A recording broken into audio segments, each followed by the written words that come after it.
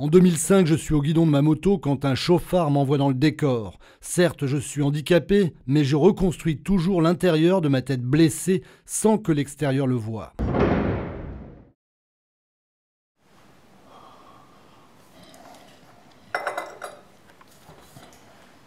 Ça va toi? Ça va. Tu vois mon handicap? Quel handicap? Mon handicap invisible. Arrête de déconner, t'es pas handicapé. Tu vois, t'entends, tu marches sur tes jambes, tu bosses à la radio, attends, t'es pas handicapé.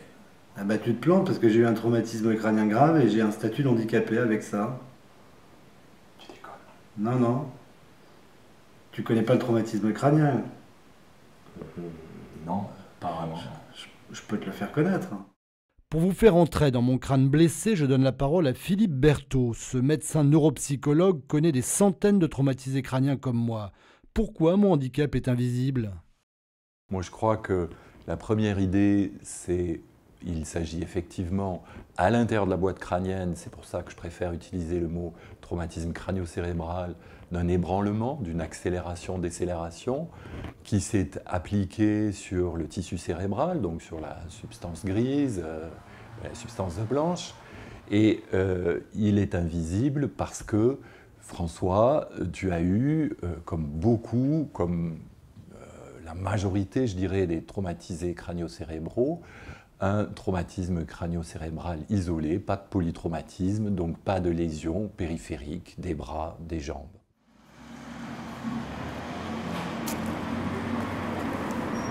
Salut collègue, ça va? Ça va toi? Tu sais que je suis handicapé? Bah non. J'ai eu un traumatisme crânien grave, j'ai un statut d'handicapé. D'accord. Et tout en travaillant, malgré mes séquelles. Et je connais d'autres traumatisés crâniens qui travaillent comme moi, avec le cerveau blessé mais qui fonctionnent. Mes séquelles post-traumatiques figurent dans la loi handicap 2005. Certes, j'ai le statut d'handicapé, mais j'ai des blessures autant invisibles pour ma famille que pour les autres personnes.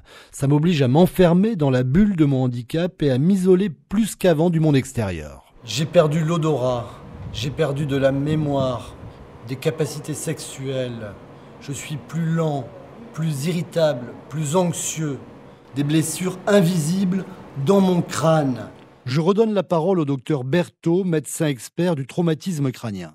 Donc des troubles du comportement, des troubles de la mémoire et des troubles de l'attention. Les troubles de la mémoire et de l'attention, nous on les appelle des troubles cognitifs ou des troubles neurocognitifs parce qu'ils sont en lien avec des lésions neurologiques au niveau du cerveau. Et les troubles du comportement, on a tendance à les appeler des troubles neurocomportementaux pour les mêmes raisons. Et ça reste invisible parce qu'effectivement, tout ça se passe à l'intérieur de la boîte crânienne et que tu n'as pas forcément un trouble de la marche ou un trouble du langage, ou alors ce sont des troubles qu'il faut aller chercher parce qu'ils sont invisibles, il faut aller les chercher à travers des tests, et notamment ce que nous on fait en neuropsychologie, c'est-à-dire dans des tests qui évaluent les lésions cérébrales et essayent de mettre des symptômes en face, comme par exemple des troubles de la mémoire. Je déprime dans un fauteuil, car mon fauteuil roulant est dans ma tête. Certes, je suis suivi par des psys, mais j'ai honte de mon handicap, que je ne connais pas, comme tout le monde.